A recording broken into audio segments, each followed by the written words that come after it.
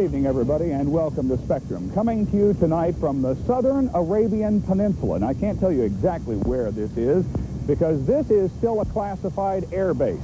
But it is from here that the 136th Tactical Airlift Wing of the Texas Air National Guard is performing one of the most vital functions in Operation Desert Shield, because it is from this base that the 136th is flying the supply missions to many other units all the way up and down the Arabian Peninsula.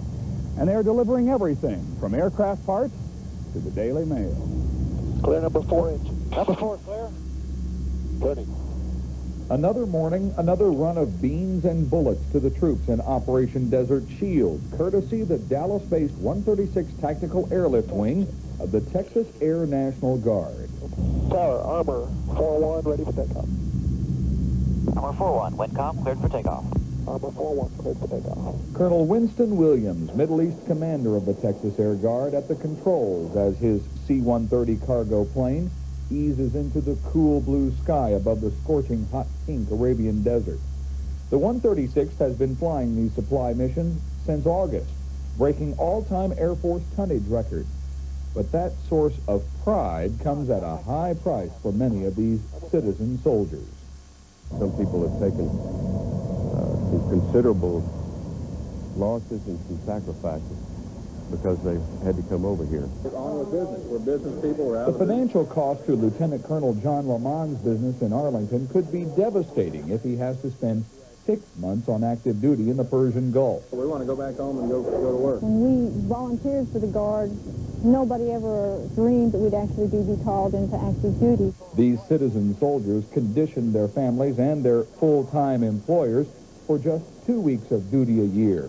Now that has turned into a 6-month hitch for some, and the frustration shows. I'm here to fight for my country. Let's quit dilly-dallying around and go in and kick some butt. This is a place called the Swamp. This is where the Texans gather here. It's not really a watering hole because they don't have a bar. And, of course, as you guys well know, you got ration cards here. One of the things we want to talk about is some of the frustrations that the men have had here. And one of the frustrations, of course, is not knowing when they're going home, what they're going to do. Give me an idea, if you will, Sergeant, how you feel about being here. Bad. Especially since you don't know when you're going home. You know, we've been told, yes, you are going home in December. No, you're not going home. And, you know, I wish they'd make up their minds. Is the idea that you're not getting word at all from the folks, the straight skinny, as far as, yes, we are going to be extended, yes, you are going home, or there will be a rotation policy, is that the big frustrating thing for you? You started to talk. I don't want you to choke on me here. I don't think the higher up, the people up in headquarters know. They haven't made the decision yet, and they probably won't. We probably won't know if we're going home until a day before we leave. I think that's the feeling everybody here has. Mm-hmm. And you'd like to know, like, it's going to be the day after New Year's, which is what the original date for most of you was, wasn't it? Yeah. The day after New Year's. You're what? By New Year's. We were supposed to be there by New Year's. Yeah. Yeah, it'd be nice to celebrate New Year's out here. You know, I mean, back home. The sand is getting to me. The sand is getting to me. Right. You know? But I think in what I do in my job, I see everyone, and I heard from the younger guys and the older guys, and it's really a psychological factor. The rotation policy is the battle staff is trying to do what they can, but you know, we don't feel like they're doing enough, and you know, there's some things they can't tell us. You know, it's their job, and then we have everyone here. Yeah, because if they tell you, you know, the guy up the pike here that's occupying Kuwait may find out about it. Well, they all watch CNN News, so I don't think they have any problem there. Yeah, CNN's a big thing. That's one of the things that adds to our frustration, too, is the rumors and things that our wives are having to go through. They're listening to the news and taking it as gospel. A lot of times they'll call the base making a statement that they had heard on the news, and the people at the base are confirming it whenever we're told, no, that's not true. They're still coming home. Yeah. And there's just too many rumors. It's not only hard for us, but it's hard on our families, wondering when we're coming home. Yeah.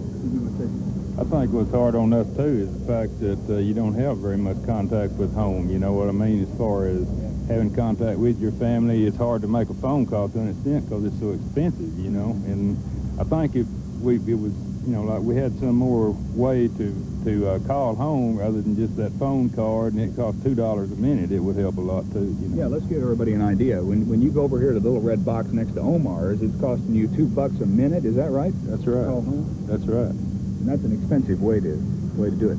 Right. But it goes even farther than that. Hang on a second. Let me get over there a second. I got to walk through the crowd. Let me through, guys. This isn't like home with all the 5 cameras we normally have. Well, it goes even farther than that. I mean, I'm an air technician, so it's kind of part of our job. But for some of our people, like Raymond, his employer doesn't know when he's going to be back at work.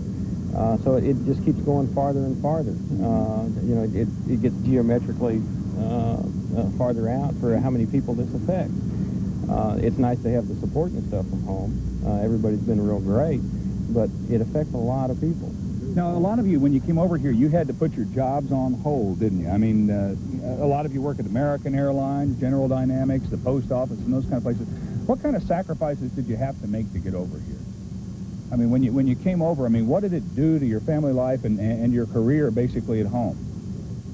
It all went on hold for a lot of the guys that work for me. I know it's real good for a lot of them. Mm-hmm. The employers have been real well, but some of the people, they don't have a job when they get back. My main question is how come we got 2 days activation notice before we flew over here? Myself, I live in Dallas. I work in New York City.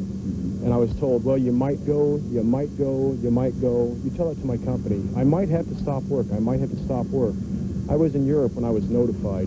I came from Europe to Dallas, and it turns out on the bulletin board sitting right down there, the notice was put up on the 27th of September. Now, you can understand in my case, do you think I'm going to re-enlist? When I'm given 2 days notice? With the situation when the guys with war, over here. No. Okay. 2 days notice on the bulletin board down here. Did our brass, did our management in Dallas bother telling us? Top secret, don't let them know. You really think that they were hiding? I mean, that's a little hard for me to think that they would try to keep it from you. I'm just curious. Does anybody else share that feeling? That they held it? It was really tough because we literally got 2 days notice before we came on. I believe it was on a Thursday we got the word and we left Saturday morning. You know, I know a lot of the regular... Beg pardon? Orders. And what day did you find out? The 4th of October, I was notified. On the 6th of October, I left Dallas. One of the things you got to remember is living out here in the desert isn't the best duty. What is tent life like here in the Arabian desert? We'll take a look at that when we come back.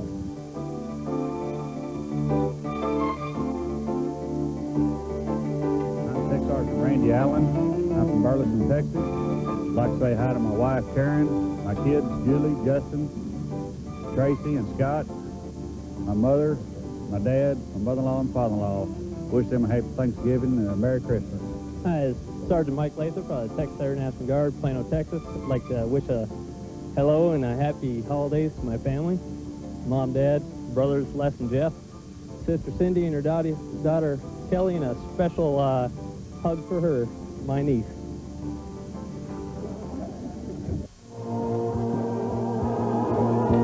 The Voice of Christmas brings his magic to Dallas, Saturday, December 1st at Dallas Convention Center. One show only at 7:30 p.m. Tickets are $22.50 and $19.50 at Rainbow Ticketmaster outlets or call 1-800-992-8000. This live Christmas spectacular comes complete with Santa Claus, Christmas trees, a 30-piece orchestra, a local Dallas choir, and Andy Williams. Sponsored by KRLD Radio and KXAS TV.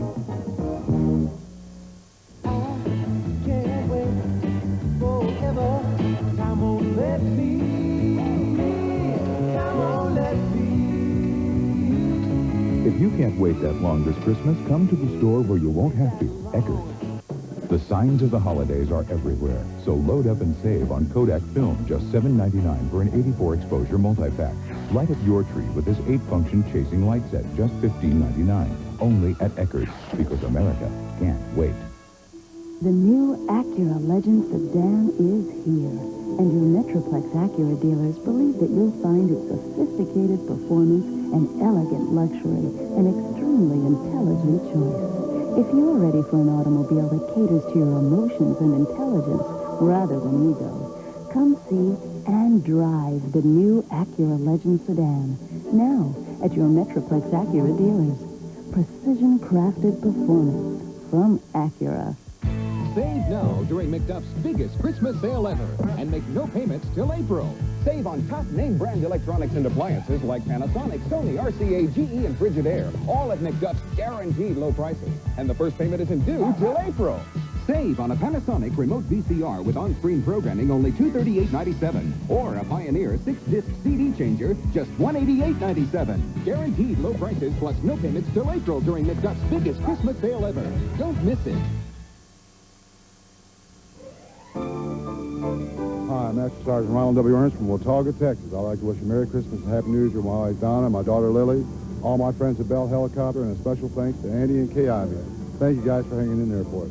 Hi, this is Tech Sergeant Homer Bennett from Grand Prairie. I'd like to say hi to Linda and Kelly, Shirley and Ev, and all the folks out at ADP at LTV.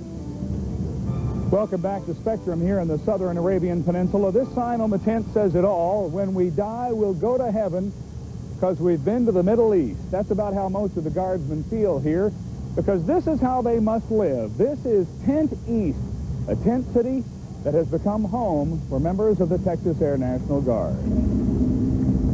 The camel's grown out the obvious. The Arabian desert is unforgiving.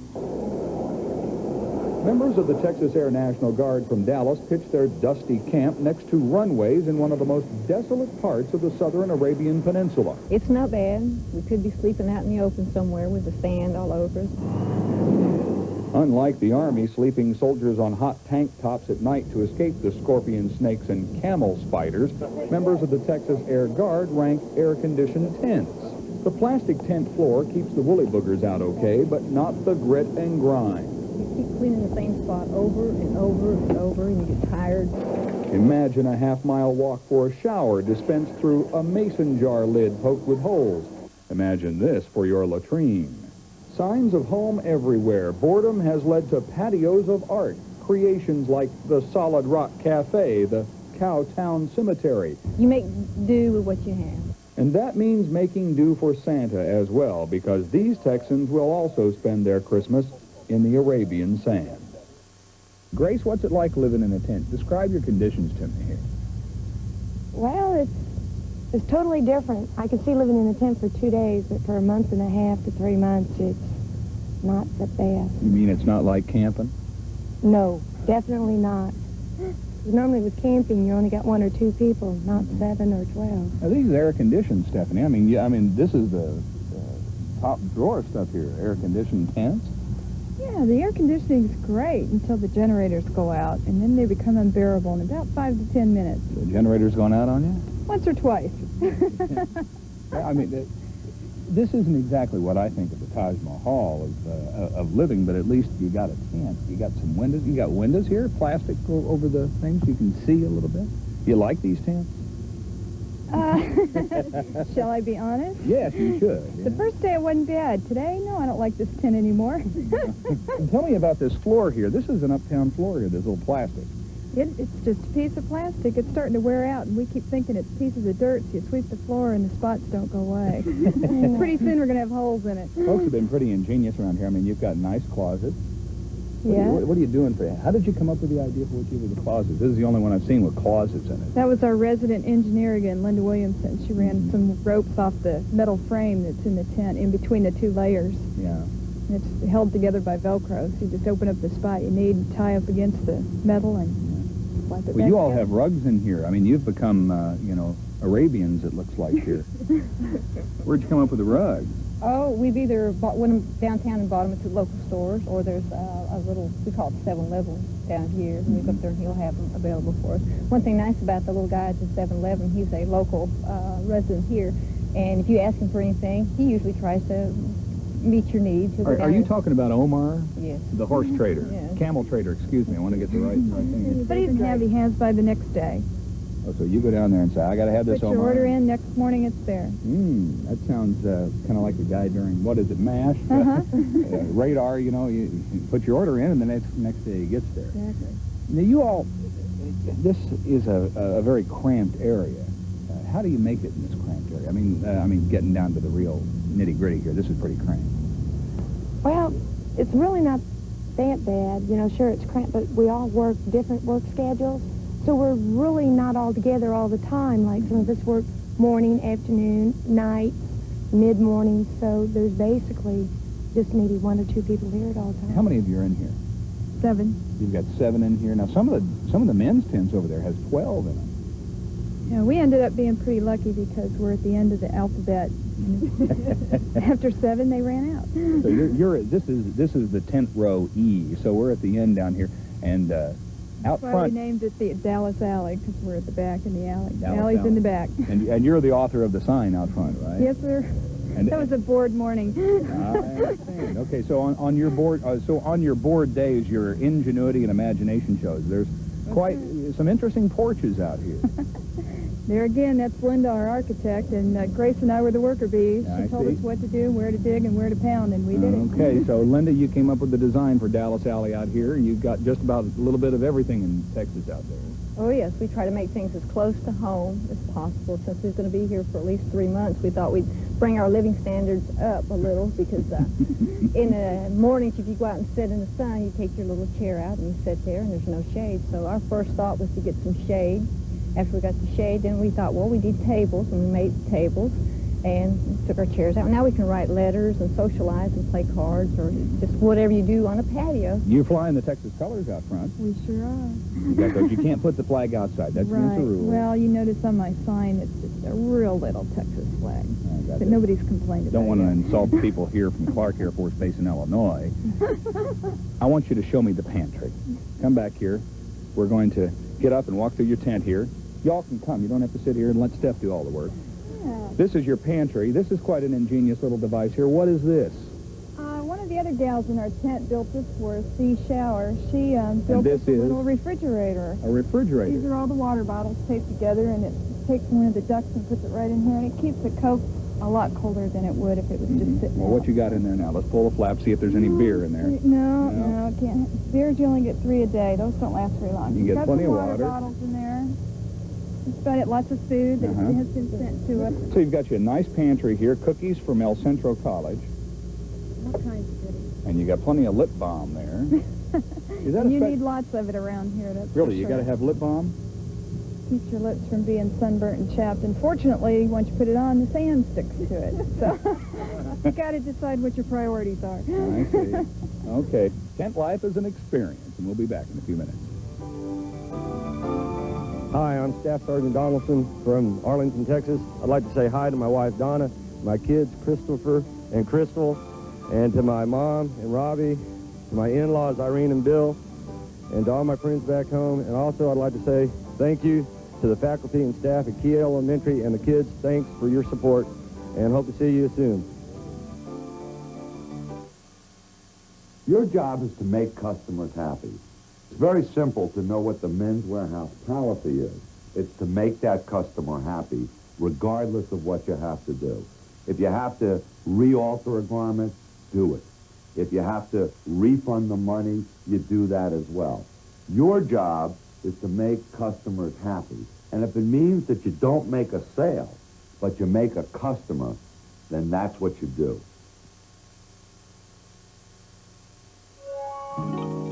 Only one optical superstore offers fashionable glasses, custom made, in about 60 minutes. And now, when you use your Sears charge, no payments or billing for 90 days. Only iMasters offers all this.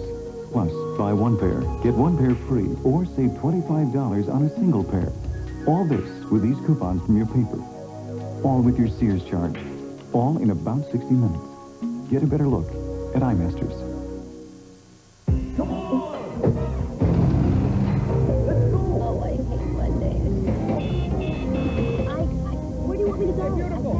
Tony, I'm a Scorpio. Hi, how about a little... When your car does what it's supposed to do, and your dealer does what he's supposed to do, I'm going to make it. I'm going to that's make it. 2 less things you have to worry about. Your Dallas-Fort Worth Metroplex Honda dealers, as dependable as the cars they sell. Sometimes it's not easy Is that you, dear? to get the hairstyle you're after. But the stylist at Foley's Beauty Salon give you exactly what you want by listening ever so carefully, and then they make it happen with a Matrix Thermavantage Perm. Regularly $61.50, now only $32.50, including cut, shampoo, and styling. Call the nearest Foley's Beauty Salon for your $32.50 Thermavantage Perm appointment. Hi, I'm Major Vinny LaPena from Cedar Hill, Texas. I'd like to say hello to all my family, my friends and neighbors, and especially to my wife, Christy, my two children, Vinny and Carissa. I'm doing fine here. Everybody's fine. Hope to see you back New Year's, and have a happy holiday. Take care. Welcome back to Spectrum, coming to you tonight from Al Swamp, which is the Texas gathering place here in the southern Arabian Peninsula. I got to ask you guys, do you feel like the citizens back home, the folks back home in the Dallas-Fort Worth area are supporting you? Do you feel good about that? Are you getting plenty of cards and letters and things like that? Yeah. The mail is just slow. The mail is just slow. The mail's too slow? Yes. I've been here, 62 days, 63 days, and I've gotten 3 out of 10 letters written, 2 out of 6 faxes, a couple packages, that's about it. I haven't had any mail in the last 9 days. So, Mom, you want to send some more mail out here? They're sending it to the right address. It's just not getting here. It's just not getting here? Just not getting Yeah, that's one of the things. This is still, we've got to make sure everybody knows, this is still a classified base, and that's one of those things that's difficult to get across. Some of the mail, is that right back here? I mean, some of the flyers have been going out and finding, in fact, that there's sacks of mail sitting places because people don't, they send it to what is it? It's a New York APO? And when that happens, it's hard to find this because you're still classified down here. Yeah, well, see, my anniversary was, 5 days ago, and, I'm still waiting on an anniversary card, and she sent it over 4 weeks ago. So where is it? So the mail's real slow. Well, that's a good excuse if she didn't send it to you. I've been through the mess hall with most of you. What do you think about the food over here? Okay, Schumann is shaking his head over here. This is soon to be a married man. Well, not yet. Not yet. You're not willing to pop the question on our show, I That's right. What do you miss most about food? Quality, taste. Really? Here, in my opinion, the food's real bland. By the time I get to it, it's either lukewarm or cold, and it's chicken. And it's chicken. And it's chicken. Lots of chicken. And we get a hot meal every evening, and probably 4 out of the 7 nights it's chicken. But what did you expect in war? I mean, It does beat the MREs. Yeah. I don't eat those at all. Does anybody in here think you got it really bad? I mean, you take a look at the guys up on the front line, about 400 miles from here, and they're sleeping on tanks and out there with the sand vipers and everything else. How would you rate what you've got compared to them? You got a lot better than everybody else, you think? Oh, yeah, you got to feel sorry for the guys up there on the front line, living, sleeping, eating, doing everything in a foxhole. What we have here isn't too bad. We do have tents, and there's 12 men in a tent. You got a little air conditioning. Yeah, we do have air conditioning, and you can make it a little bit more livable, and that's what most everybody does here, and does a little jury rigging, engineering, and just comes up with something to make... Your porches out here are pretty imaginative. Well, you got to do something like that. During your off time, you got to have something to do, and that's one of the things the guys do is just take some boxes and some plywood or whatever nails and lumber they can come up with and just make something to make it a little bit more like home. Yeah. Who misses Mom's meatloaf? You missing Mom's meatloaf? What recipe at home do you like the most, and what would you like to have for dinner tonight instead of what they're serving over there? Enchilada casserole. Enchilada casserole. That's right. Anything but chicken. How about red beans and cornbread? Red beans and cornbread. What else are you missing? Mexican, what? Chicken fried steak. Colonel, is there something we can do for these folks with chicken fried steak? I mean, this is Colonel Inman who's hiding back here. This is his first trip over. Why is it we can't get chicken fried over here? Well, it's just very difficult to get chicken fried, but what we're working on is to bring a plane load of mesquite wood and some briskets and get these guys some good barbecue over here. Okay, did you hear that, guys? Mesquite wood and brisket. What do you think about that? If you got to make it for Christmas, if they can't go home for Christmas, what do you think? I think we need to work on it. Work on it. Now okay, is that a military word? You're going to work on it for Christmas, right? That means it may or may not happen. He's hiding back here in the shadows, but we all heard it very well. Anything else, guys? I mean, this program's going back, and the folks at home are hearing it. You got a chance to tell them what you want or need. Bathtub. A bathtub. Now, wait a minute. Now, there's an issue that we need to address here. The latrines here are imaginative, are they not? Very, very imaginative. I mean, you just go in there and whatever you think it is, just believe it. Why don't you since we don't have pictures this time around, graphically describe for us the latrine? Well, I mean, which side? Let's start with what they call the toilet. Well, I'd advise you to go in there sober. Because there have been cases of people falling in. Are you guys tough enough to make this, though? Oh, yeah. You're tough enough to make it? It's not exactly the best duty in the world, but just so the folks at home know, they are getting along pretty well over here. The tent life isn't all that bad. At least you've got some air conditioning, don't you think? Yeah, well, they still want their Christmas presents. It's tough enough that they still want their Christmas presents. All right, well, we appreciate you all being over here, and we thank you a lot for talking with us this evening. And that wraps up this edition of Spectrum, this time coming to you all the way from the southern peninsula of the Arabian Desert. And we thank you for watching Spectrum, and we'll see you next Saturday at 6:30. So long, everybody.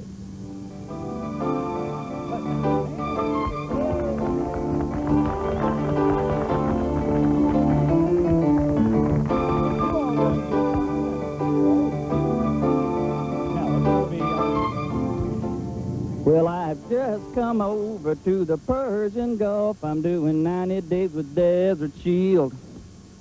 I tried to tell them that I could not go, but the general wouldn't yield. They wouldn't listen because they knew that I was a pilot and my flying they could really use. Now I got them steadily depressing, low down my messing, activated air guard blue.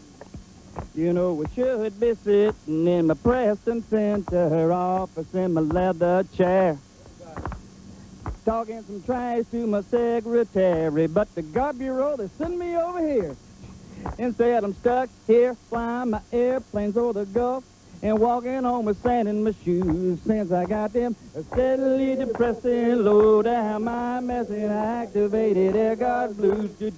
You know, a man with my responsibility, he should be left alone back in the States. But till I get myself out, I guess I can't really pass in my walk here south of Kuwait. Now all I can do is shake my head. I still can't believe it is true. But flying for freedom and the whole U.S., well, it's something that I just gotta do. So baby, you might just see me with the shaking and newsy on the cover of the weekly Gulf News. Since I got them steadily depressing, low down my messing, activated air guard blue, do-do-do. See you, Dallas. Happy holidays.